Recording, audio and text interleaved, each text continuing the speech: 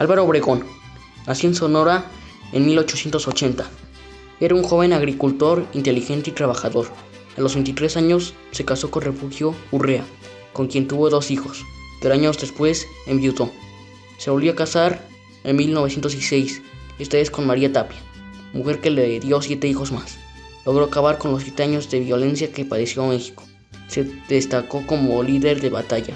Se unió al proyecto progresista y reformista de Francisco I. Madero, cuando este fue presidente. Además de todo esto, él decretó una ley de salarios mínimos en algunos estados del norte.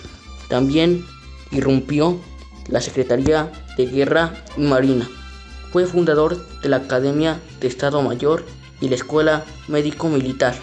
Cuando consideró que la etapa militar de la revolución había terminado, se retiró para dedicarle tiempo al trabajo en el campo en su hacienda de Navojoa. A la medianoche del 1 de diciembre de 1920, Álvaro Obregón sería nombrado presidente constitucional de México y consideró que lo más importante era la paz social y la estabilidad política, por lo que impulsó la reforma agraria, repartiendo tierras a los campesinos para que les dieran el uso adecuado. También fundó el Banco Único e Incentivo, la construcción de escuelas para la educación pública. Arregló y creó líneas telegráficas y férreas. Consolidó la deuda exterior y logró el reconocimiento internacional. Su periodo presidencial culmina en 1924.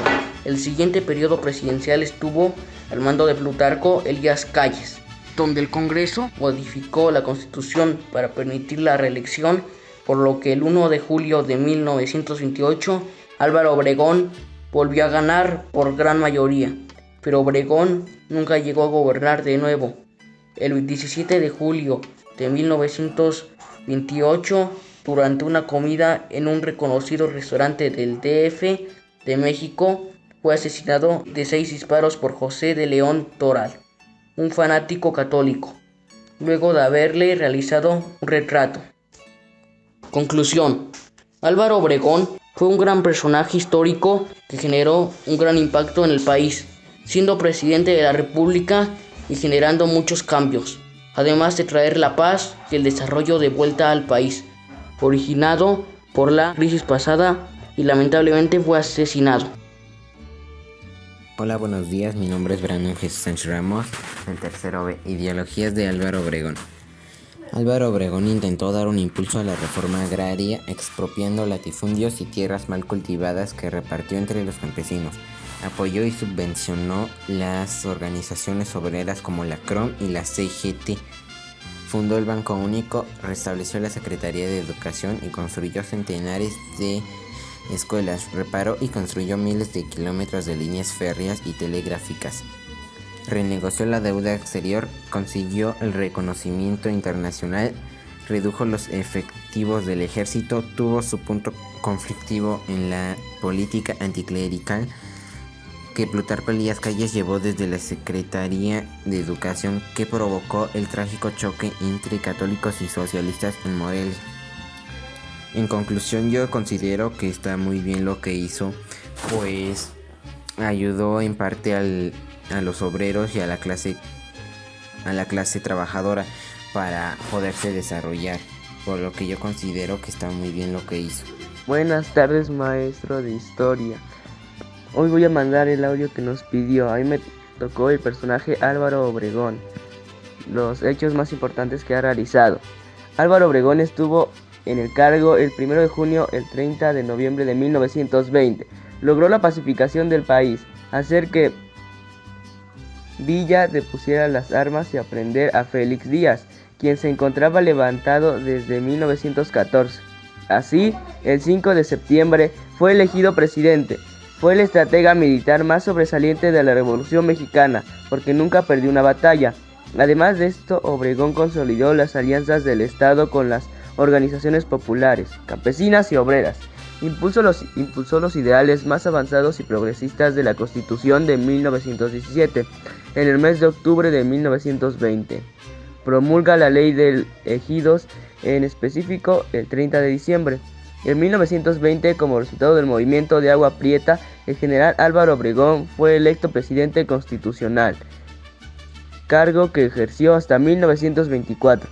Durante su mandato intentó concluir el proceso de pacificación nacional que inició Adolfo de la Huerta y comenzó la repartición de tierras a los campesinos del Estado de México y Morelos como parte de su proyecto de reforma social. Cuando Obregón fue elegido, las cámaras de comercio de la ciudad de Nogales y Tucson, Arizona, enviaron representantes a la toma de protestas en la Ciudad de México. Como muestra de gratitud, Obregón les regaló un zarape con la imagen de George Washington bordada en él.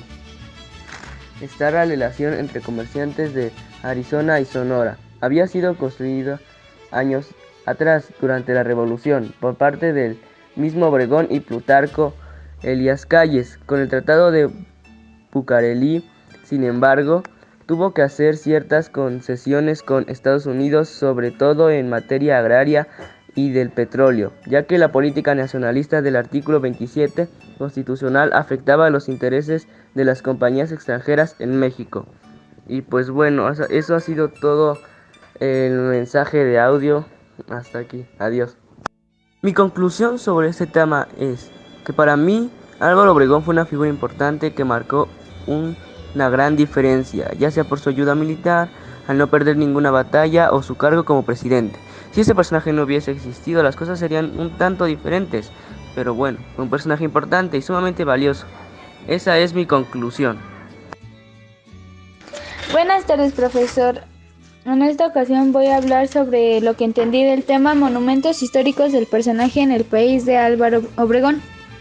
Este monumento fue erigido en 1935 para conmemorar el asesinato de Álvaro Obregón el 17 de julio de 1928. Está incluido en la categoría de los 49 monumentos más emblemáticos de la Ciudad de México. El monumento a Álvaro Obregón constituye uno de los hitos de la zona sur de la Ciudad de México. Este monumento se levantó exactamente donde falleció el general Obregón. Dentro de este monumento se encuentra una gran sala que anteriormente albergaba la mano que Obregón había perdido en la batalla anteriormente y que ya ha sido retirada. Mi nombre es Ken Galindo Martínez y voy a hablar sobre cómo algunas de las aportaciones de Álvaro Obregón repercuten en la actualidad. Álvaro Obregón fue una de las personas que impulsó los ideales más avanzados y progresistas de la Constitución de 1917, lo cual permitió que las personas de esos tiempos tuvieran derechos y de cierta forma también permite que actualmente tengamos derechos, pues muchas de las leyes que existían en la Constitución de 1917 siguen vigentes hasta la fecha. Álvaro Obregón no solo hizo eso, sino que también ayudó a que acabara una enemistad que existía entre México y Estados Unidos, lo cual nos ha evitado muchos problemas. También fue uno de los fundadores de la Secretaría de Educación Pública, lo cual nos permite tener una educación actualmente. Así que como podemos ver, muchas y distintas aportaciones de Álvaro Obregón han ayudado y prevalecido hasta la actualidad, y muchas de dichas aportaciones ayudan a que ésta sea una mejor sociedad.